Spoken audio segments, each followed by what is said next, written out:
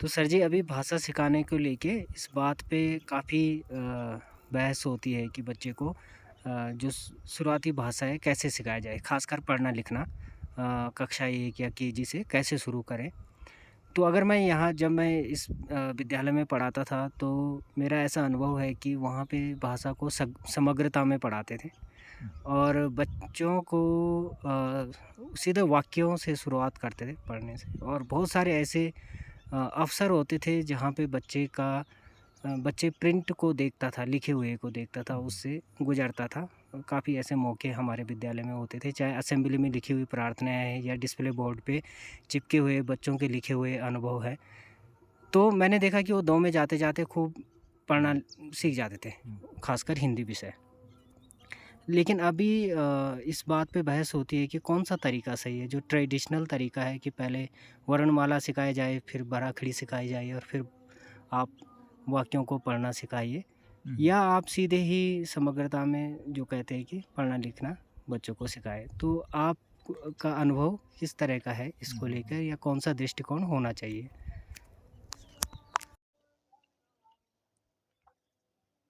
भाई मेरे ख्याल से तो सबसे मुश्किल ज़िंदगी में 2 चीज़ें हैं। एक तो 2 टाँग पे चलना और एक भाषा बोलना सीखना, अपनी पहली भाषा। और ये दोनों बच्चा खुद कर लेता है, बिना सिखाए। कोई भी बच्चा है, अब कुछ-कुछ पेरेंट्स कोशिश करते हैं उँगली पकड़ के उसको खड़ा करके कि भई अभी 1 साल का हो गया है, ये चल नहीं रहा ढंग से। ज़रूरत नहीं है, वो अपने आप सीख जाएगा चलना। तो बच्चा अपने आप देखता है कि वो दीवार के सहारे खाट पकड़ के थोड़ा-थोड़ा चलता है, फिर किसी दिन वो 2 टाँग पे खड़ा हो जाता है, बैलेंस कर लेता है। अगर आस-पास कोई है तो सब ताली बजाते हैं कि भाई आज ये देखो अपने आप खड़ा हो गया 2 टाँग पे। वो क्योंकि और बच्चा भी बहुत किलकारी मारता है कि उसको पता है कि मैं कोई बहुत बड़ा एक थ्रेशोल्ड मैंने पार कर लिया, मैं सीख गया थोड़ा बैलेंस करना। उसके बाद धीरे-धीरे चलना सीख जाता है। यही बात स्पीच की है, बोलने की है। पहले वो पता नहीं क्या-क्या बोलता रहता है। मतलब 10-11 महीने का बच्चा बहुत कुछ बोलता है जो कि किसी को समझ नहीं आता। अ, उसके हाव-भाव से कुछ और तरह से शायद माँ थोड़ा बहुत समझ जाए कि क्या बोलना चाहता है। लेकिन एक्चुअली वो बोलने की प्रैक्टिस कर रहा है वो। वो अपनी जो मांसपेशियाँ हैं, जो नेज़ल कैविटी है, ओरल कैविटी है, ये जो मुँह है, उसमें दाँत हैं, जीभ है, बोलने में जिन-जिन अंगों का उपयोग होता है, उनका अभ्यास कर रहा है। अभी उसका मीनिंग हो या ना हो, और धीरे-धीरे अब 1.5 साल का हो गया, 2 साल होते-होते वो काफ़ी कुछ बोलने लगता है। 4 साल होते-होते शायद 80% लैंग्वेज वो बोल लेता है, जो उसके परिवेश में बोली जाती है, अपने आप। उस बीच कोई मूल्यांकन नहीं होता, कोई परीक्षा नहीं होती, कोई टीचर नहीं होता, कोई घंटियाँ नहीं होती कि भाई अब ये वाला टीचर है, कोई ग्रामर नहीं सिखाई जाती। कैसे सीख जाता है? कोई अ, आ, ई नहीं सिखाता कि भाई कभी पहले अ, आ, ई सिखाओ इसको, क, की, कु सिखाओ। कैसे सीख जाता है वो? यहाँ क्लू है, जिसको कि पकड़ नहीं पा रहे हैं लोग। अब हमने मान लिया कि पहले साहब अ, आ, ई सिखाओ इसको। उसके बाद उसी तरह इंग्लिश में पहले एबीसीडी सिखाओ और तब जाके, तो ये अननेचुरल है। ए का कोई मतलब नहीं, बी का कोई मतलब नहीं, क का कोई मतलब नहीं, ख, ख, ग आपने टुकड़े-टुकड़े कर दिए। ऐसा नहीं है। इसमें जो ऑर्गेनिक जो फीलिंग है वो तो आती ही नहीं। जैसे इंसान है ना, तो अब सिर है, पैर है, ये है, वो है, ये तो हमने नाम रखे हैं, एक्चुअली तो पूरा एक है। उसी तरह जो भाषा है, उस भाषा को आप ज़िंदगी से जोड़ कर के देखिए, तो स्कूल में जो-जो हो रहा है वो सब अननेचुरल है। तो दूसरी बात, एक चीज़ मैं और बोलना चाहता हूँ कि बच्चा 2 टाँग पे चलना क्या जंगल में सीख जाएगा? कुछ ऐसे केसेस मिले कि भेड़िया ले गया था जी किसी बेबी को, 5-6 महीने के बेबी को ले गया और उसने इंसान को देखा ही नहीं, 10-11 साल का हो गया। ऐसे कुछ केसेस मिले। तो वो जो बच्चा है 10-11 साल का जो जंगल में मिला, तो न तो बोलना सीखा, न वो 2 टाँग पे चलना सीखा। 4 टाँग पे चलता है, कुछ-कुछ आवाज़ें वो निकाल सकता है जो उसने जंगल में सुनी होंगी। तो अब हमारे परिवेश में हमारे बच्चे हैं, तो वो कैसे सीख जाते हैं? परिवेश के कारण। वो छोटा बच्चा देखता है सब 2 टाँग पे चल रहे हैं उसके अलावा, तो तब से उसके मन में होता है कि 2 टाँग पे चला जा सकता है। तो जैसे-जैसे उसकी मांसपेशियाँ मज़बूत होती हैं, उस पहले वो घिसटना सीखता है। अब 5-6 महीने का बच्चा है, वो पेट के बल अभी हाथ-पैर उसके कमज़ोर हैं, तो पेट ही सही, पेट के बल वो मतलब जैसे कहते हैं कि हम सारे जितने प्राणी हैं, सब में से गुज़र के तब इंसान बने। तो अभी वो सरीसृप है, रेप्टाइल है, सबसे पुराने शायद वही हैं। तो वो पेट ही के बल चलते हैं जैसे साँप है। तो वहाँ से शुरुआत होती है, इस पे कभी विस्तार से बात करेंगे। कि माँ के गर्भ से लेकर के और जब पैदा होता है और उसके बाद भी, तो ये कई-कई स्टेजेस। पर ख़ैर वो क्योंकि दूसरे लोगों को देखता है 2 टाँग पे चलते हुए, तो वो माहौल है, उस माहौल को देख-देख के उसके अंदर पहले से होता है कि मुझे 2 टाँग पे चलना है। उसी तरह भाषा। अच्छा, अब कोई बोले कि जी ये भाषा जो है ना, अभी ये 6 महीने का बच्चा है, इसकी सरल-सरल बोलो, कठिन-कठिन शब्द मत बोलो, ये बेचारा नहीं सीख पाएगा। मतलब इसके लिए परिवेश बनाते हैं चलो भाषा का, बोलने वाली भाषा का। तो अब 1 साल का बच्चा है तो ऐसे-ऐसे वाक्य बोलने हैं, 1.5 साल का है, ऐसे-ऐसे वाक्य बोलने हैं। आप मान लीजिए कि कोई साहित्य वाले हैं, आपका बच्चा है 1.5 साल का आपकी गोद में, एक दूसरे मित्र आ गए और वो कहते हैं कि भाई क्या बात है, निराला जी का साहित्य अद्वितीय है। आप बोला अद्वितीय मत बोल, अभी तो देख रहे हैं ना ये डेढ़ तो ऐसा तो नहीं, हम नहीं करते। हमको जो बोलना है वो हम बोलते हैं और वो बच्चा उस जितना उसको पकड़ना है वो उसमें से पकड़ लेता है। ऐसा ही लिखित भाषा में क्यों नहीं हो सकता? लिखित भाषा मौखिक भाषा से सरल होनी चाहिए मेरे हिसाब से तो। लेकिन हमने मुश्किल बना दिया, पता नहीं किसने ये चीज़ शुरू की कि पहले क, ख, ग, घ बोलो, फिर अ, आ, ई बोलो और सबने मान भी लिया, क्योंकि कोई गड़बड़ चीज़ जब चल पड़ती है तो अब सारे उसको अपनाने लगते हैं। ये ये जाने बिना कि उसके अंदर क्या है। जैसे कोल्ड ड्रिंक्स है उसके अंदर क्या है, ये अब दूध है साहब कि 3 महीने तक खराब नहीं होता। ऐसा कौन-सा दूध है?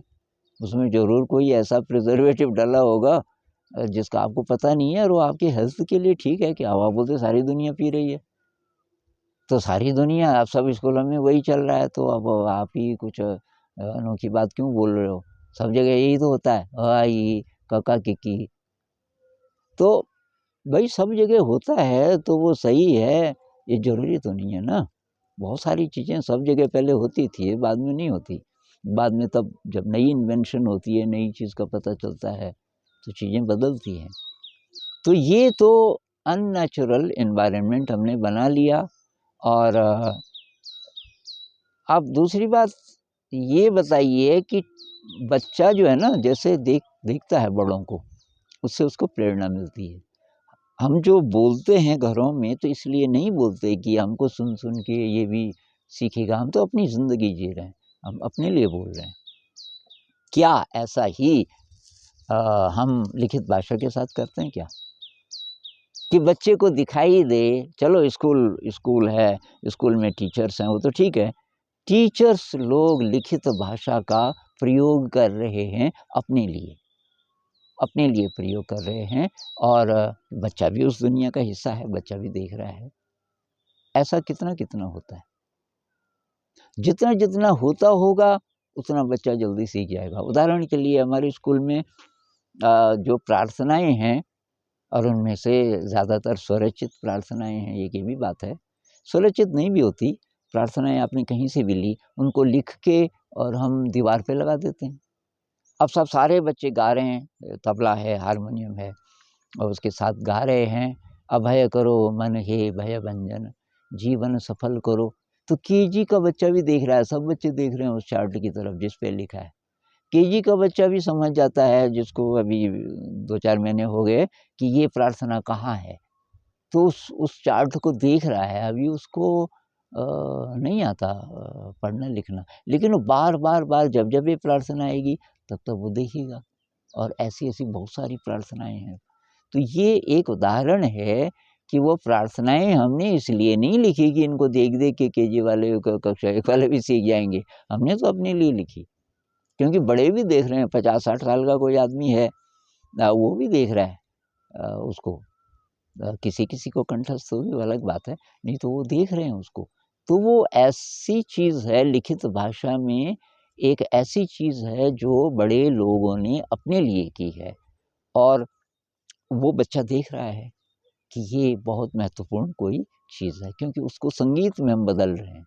वो जो प्रिंट है दीवार पे चिपकाया हुआ, उसमें से ये सुर, लय, ताल और ये अंदर ही अंदर ये जो फ़ीलिंग है, ये जो रोमांच की फ़ीलिंग आ रही है, तबला है, हारमोनियम है, ये सब के सब उसमें से निकल रहे हैं। मतलब अ, वहाँ से कोई लिंक है इसका, उस प्रिंट से। तो